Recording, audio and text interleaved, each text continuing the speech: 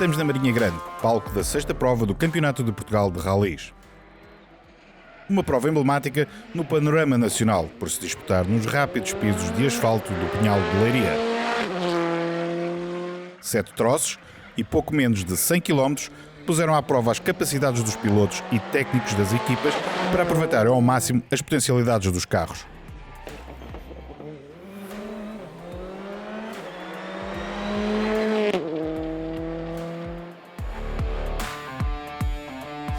Para os mais experientes, o Rally Vidreiro foi mais um desafio, quase como produzir uma delicada peça de vidro.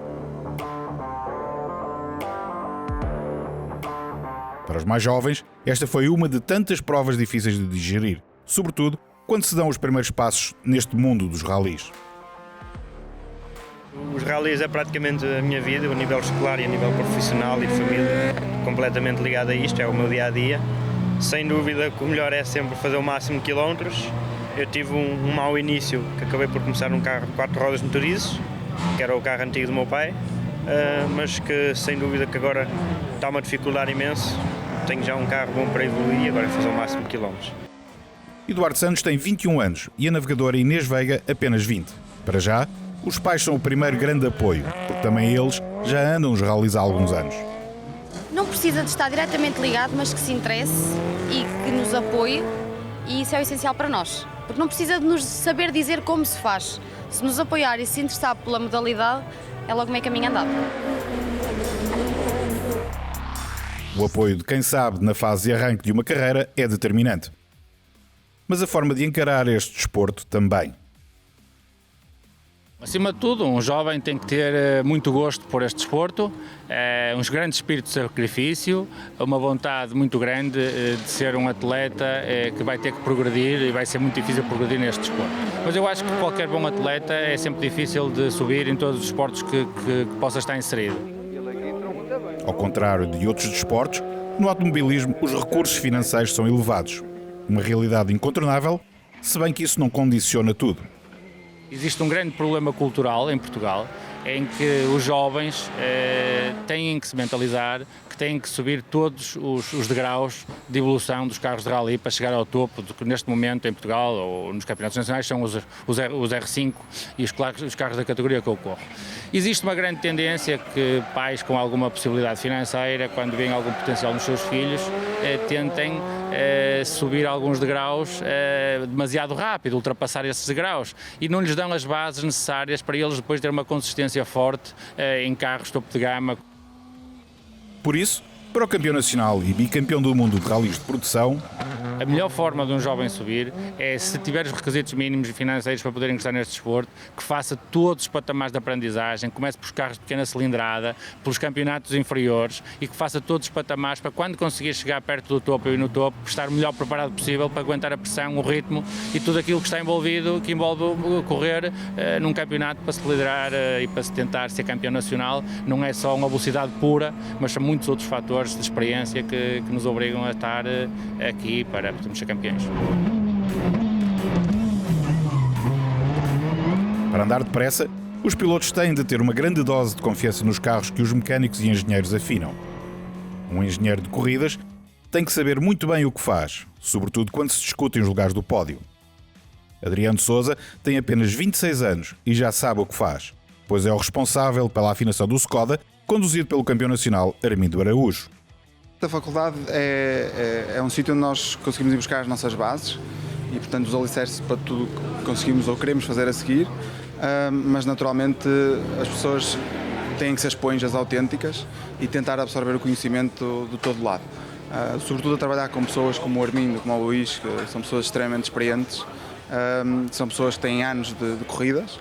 São pessoas que nos passam muitos métodos e muitos conhecimentos que a gente, se tiver a capacidade de absorver isso e de adaptar àquilo que sabemos e àquilo que queremos, realmente saem coisas muito boas.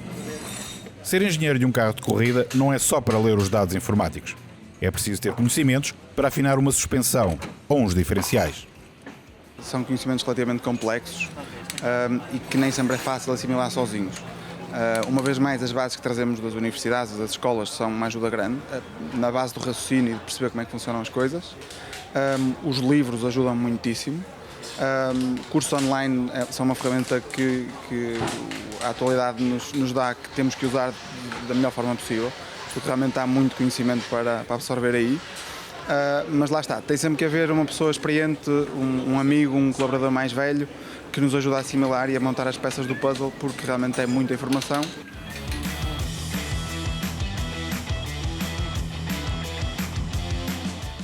Gostar é a palavra principal, não só para quem conduz, como também para quem não tem essa possibilidade e se dedica à mecânica, um dos lugares mais perto de ser piloto. As corridas são muito bonitas, mas temos que ter um gosto mesmo pelo que fazemos. E claro que para além disso é a formação. Eu formei-me em engenharia automóvel e posteriormente fiz mestrado em motorsport e claro que esses dois caminhos deram-me bastantes conhecimentos para poder ingressar neste mundo. Miguel Freitas tem 33 anos, começou por trabalhar na equipa Veloso Motorsport e ao fim de 3 já estava na Hyundai Motorsport. Passou pelos Estados Unidos, onde acompanhou os GTs e ainda pelo TCR. Oportunidades não faltaram, mas não só.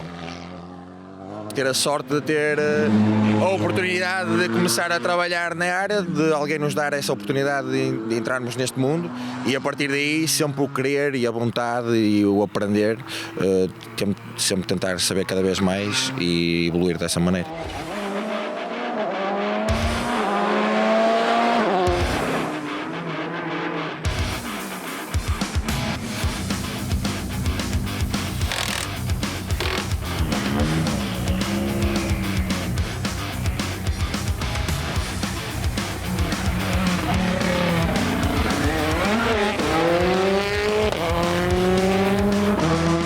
Jovens que na Marinha Grande deu mais um passo na evolução desportiva foi Pedro Almeida.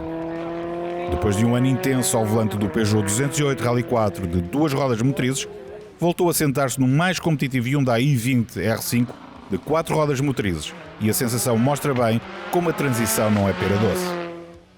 O volante é igual redondo, mas o carro é muito diferente. E a prova disso foi o teste que fizemos ontem, que a fase inicial foi ali um choque.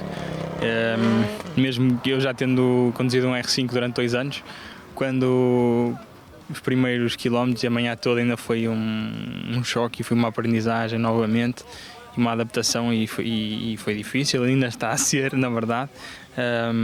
Ainda por cima um carro diferente, que pronto, está-me a dar gozo, com certeza, a aprender, mas também um bocadinho difícil de conseguir aprender tão rápido. Assustas-te quando sentes o piloto a virar o volante para as curvas? Nunca. Sabe o que está a fazer? Sempre. Olha, o barulho do motor influencia no andamento do carro? Neste carro não, mas no Porsche sim. Já deste uma cambalhota com o teu piloto? Não, uma cambalhota com este piloto não. Com outros pilotos já. Não é a coisa mais agradável, mas tem dias. O primeiro dos 2 dias desta prova, organizada pelo Clube Automóvel da Marinha Grande, abriu com o shakedown e depois o qualifying. Um teste onde alguns pilotos apanharam os valentes calafrios. O asfalto estava de facto muito frio, mas não para os que fizeram o qualifying. Ricardo Teodósio começou logo por dizer ao que vinha e assinou o melhor tempo. Foi por isso também ele o primeiro a escolher a ordem de partida e o primeiro a sair para a estrada. No programa deste primeiro dia, apenas os 19,5 km do troço de São Pedro de Moel para cumprir.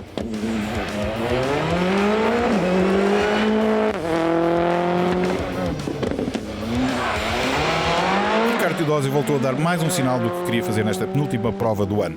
Ganhar, para assim prolongar a decisão do campeonato para o último rally. O Algarvio foi o mais rápido, com uma condução que arrepiou muitos espectadores.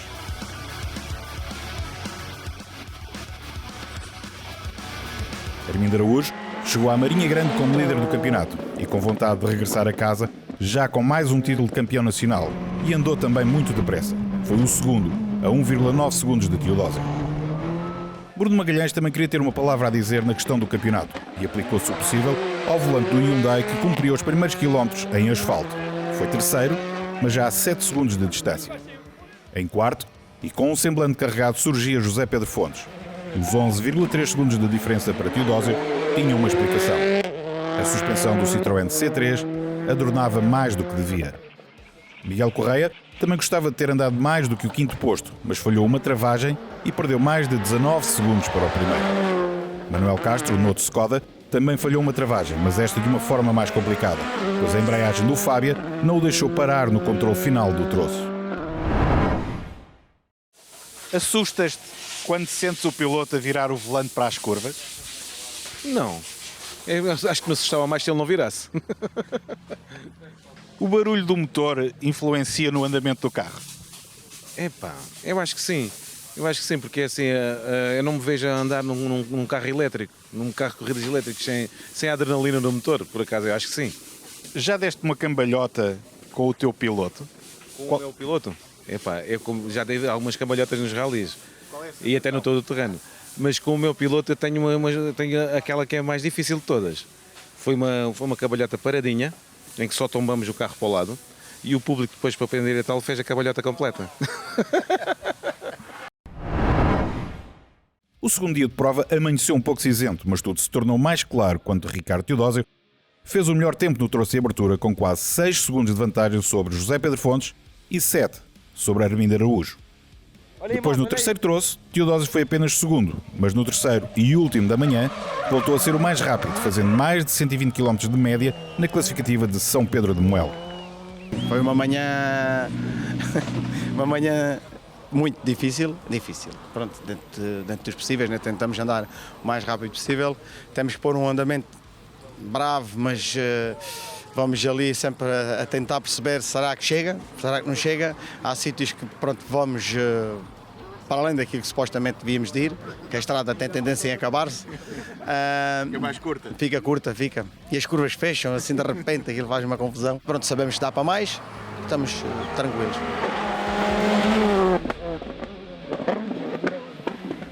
E se Teodósio admitia que ainda tinha um pouco mais para dar, Armindo Araújo é que já torceu o nariz, sobretudo depois de perder os 7 segundos no primeiro troço, por não ter o carro bem afinado. Tínhamos o carro bastante duro e nas partes sujas principalmente tivemos muitas dificuldades em andar para a frente, pôr tração na estrada, manter as linhas de trajetória, o carro estava realmente muito difícil. Percebemos isso imediatamente, sabíamos que íamos perder tempo e perdemos efetivamente 7 segundos, foi muito para o nosso adversário. Depois nas ligações para o segundo troço alterámos o carro melhorou.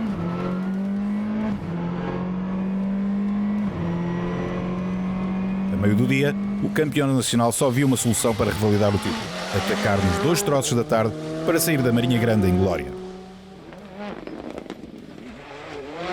Quem não entrava na luta pela vitória e também já afastado da muita remota hipótese de discutir o título era Bruno Magalhães. O terceiro lugar, a mais de 24 segundos de diferença para o líder, remeteu o piloto do Hyundai para um outro objetivo: tentar perceber quais as melhores afinações para o i20 Evo no asfalto. Temos vindo a alterar o carro troço a troço para tentarmos ir à descoberta da confiança no nosso novo Hyundai em pisos de asfalto. Obviamente que o ritmo está alto e nós sabemos que não estamos com o máximo de confiança. Também sabemos que a nível diferencial dianteiro estamos a perder algum tempo porque o patina bastante quando existe diferenças de aderência, quando a roda de apoio vai no sítio com gripe e a outra vai nos cortes, o carro faz muito diferencial e cada vez faz diferencial deixa de ir para a frente e está-nos a dificultar um bocadinho a tarefa. 30, esquerda 3, boa curta e abre 70. Durante a manhã deste segundo dia, José Pedro Fontes também viu a esperança de ainda lutar pelo título fugir-lhe das mãos e dos pés, quando o Citroën começou a ficar sem travões. Fizemos um muito bom primeiro troço, mas na parte final começamos a ficar sem travões e não conseguimos resolver até aqui. E quer dizer, trava, mas não tenho o pedal que devia ter e pronto, não dá a confiança que é necessária para se lutar contra adversários tão fortes, em que se tem que ser tudo perfeito e tudo ao limite.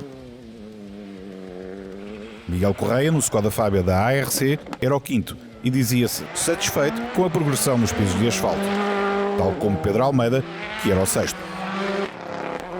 Menos contentes estavam Pedro Meireles, que era apenas nono, a contas com um motor pouco colaborante do Polo GTI, e Daniel Nunes, ao ficar sem travões no Ford Fiesta Rally 3. De resto, na lista dos descontentes com o Rally encontravam-se ainda Manuel Castro, que chegou ao parque de assistência com o Skoda mais leve depois de ter visto o capô do Fábia voar, e Carlos Fernandes, que tinha de fazer uma reparação rápida ao Peugeot depois deste mostrar problemas de aquecimento no motor.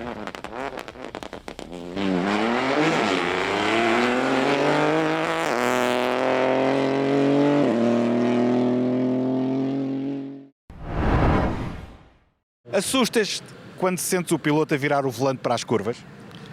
Assustar não assusta, mas há situações em que possivelmente a gente se assusta.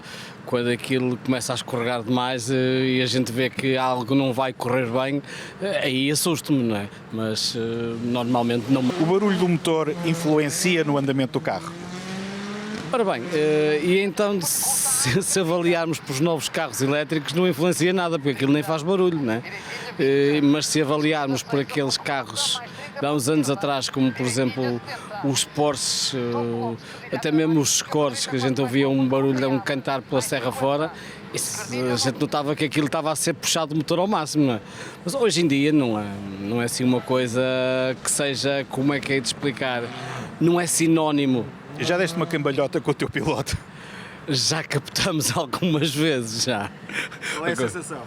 Epá, a sensação, aquilo é tão rápido que só tomamos conta de que realmente aconteceu quando paramos, porque aquilo acontece tão depressa, não é?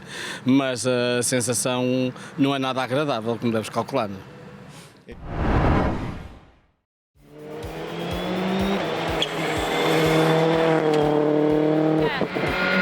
80 pela direita, bora! Para na árvore, centro esquerda, 5 mais. Para os derradeiros 3 troços do Rally Vidreiro, centro de Portugal, a expectativa era enorme. Armindo Araújo conseguiria atacar forte e ganhar em Mata Morisca e na classificativa Amor? Ou será que Teodósio ainda tinha mesmo um pouco mais de coração para manter Araújo atrás de si?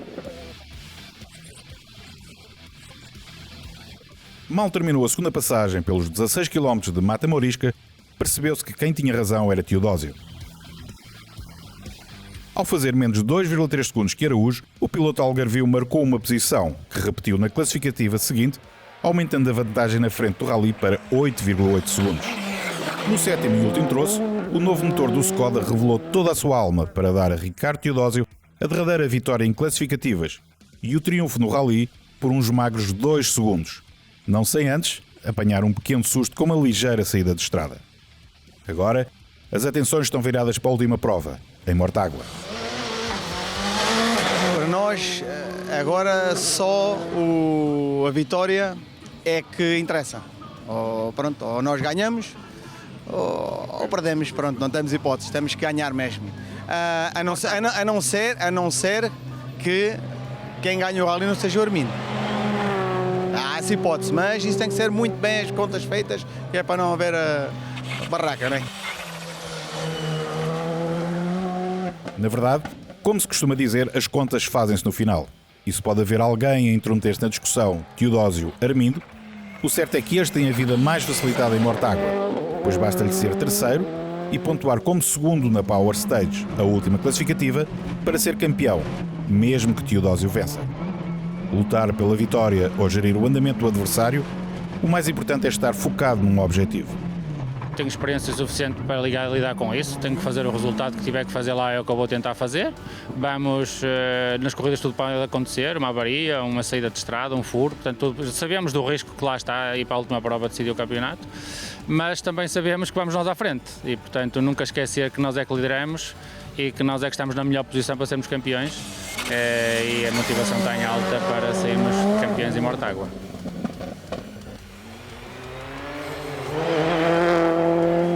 No último lugar do pódio ficou José Pedro Fontes, um resultado que deixa um certo amargo de boca para quem chegou a este penúltimo confronto do ano com aspirações legítimas de lutar pela vitória. Conseguimos ir ao pódio, é um justo prémio para todo o trabalho que a equipa fez e agora Mortágua é um rally que vamos querer fazer a nossa prova, andar depressa como andamos lá em 2019 e começámos a pensar em 2022.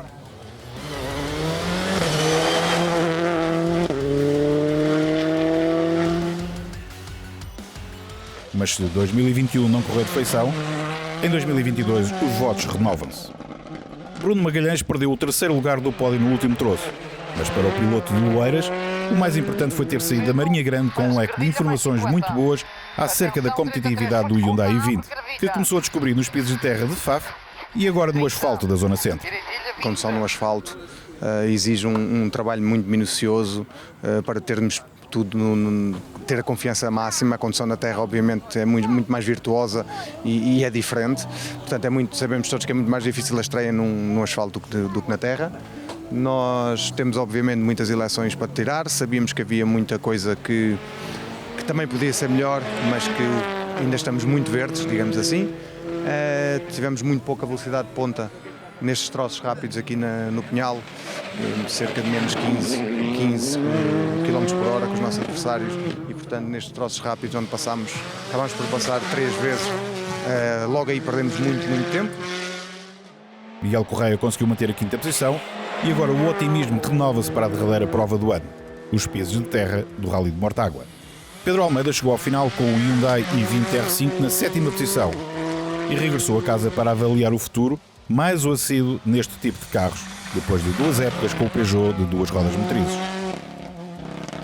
A fechar o top 10, Pedro Meireles no Polo GTI, Paulo Neto com o Skoda Fabia R5 e Manuel Castro no outro Skoda Fabia R5.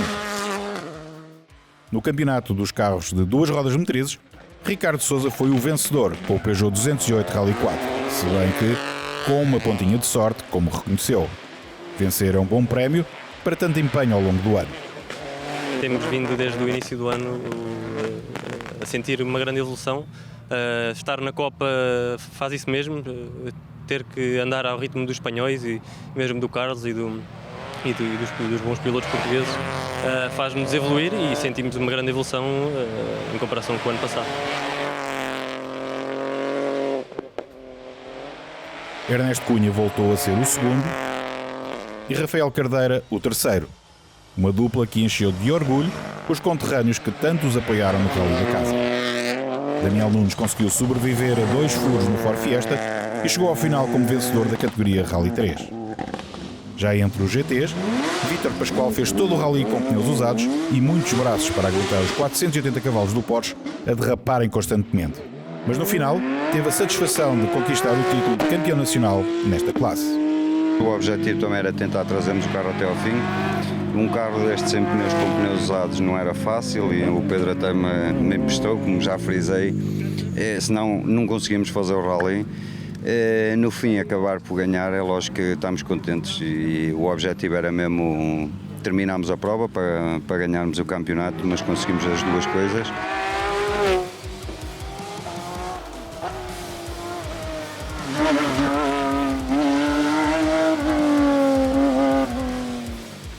Na Kia Rally Cup, Miguel Abrantes levou a melhor e no campeonato dedicado aos júniores, Eduardo Santos e Inês Veiga terminaram o rally e fizeram a festa como novos campeões nacionais.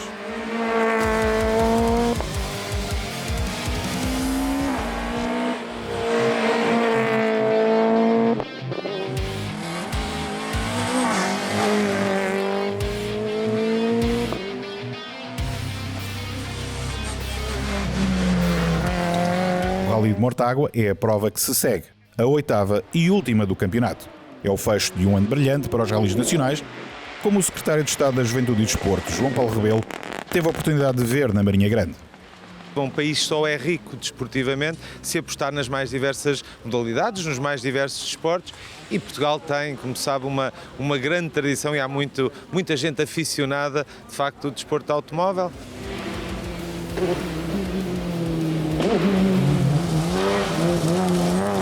Para o Clube Automóvel da Marinha Grande, o Rally de Vidreiro foi mais um sucesso que Cidália Ferreira gostaria de ver perpetuado pelo sucessor à frente da autarquia. Com os progressos que vamos tendo, será um gosto enorme sabermos que a evolução irá sendo para aí e, como diz, que haja muitos outros 50 anos, para além desses vindouros, que as pessoas saibam dignificar, como todos os homens que por aqui têm passado até hoje, este clube e, essencialmente, o nome da nossa terra, da Marinha Grande. Com a festa do pódio, se fechou mais uma grande prova do Nacional de Rallys.